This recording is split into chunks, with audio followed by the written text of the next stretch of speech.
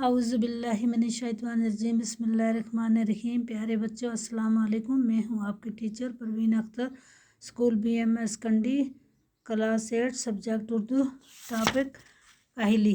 प्यारे बच्चों, कल हमने पेज नंबर 11 पढ़ा था, आज उससे आगे पेज नंबर 12 पढ़ने जा रहे हैं। चलो बच्चों शुरू करते हैं। और हज़ार पढ़े लाखों में से शायद एक को ऐसा मौका मिलता होगा कि अपनी तालीम को और अपनी अक्ल को ज़रूरतन काम में लावे, लेकिन अगर इंसान इन आर्जी ज़रूरतों का मुंतज़र रहे और अपने दिली कौवी को बेकार डाल दे तो नहायत सख्त कायल और वेशी हो जाता है।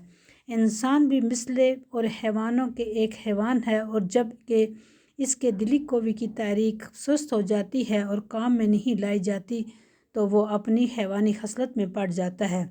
बस हर एक इंसान पर लाजिम है कि अपने अंदरूनी कौवी को ज़िंदा रखने की कोशिश में रहे और इनको बेकार न छोड़े।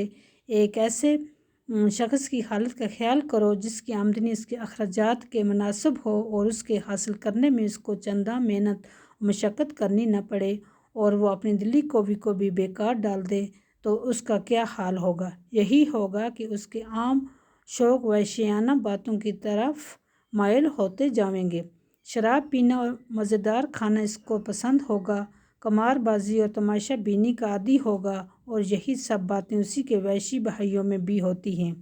अलबत्ता इतना फ़र्क होता है कि वो फोड़ बदसलीका वहशी होते हैं और ये एक वज़ादार वहशी होता है।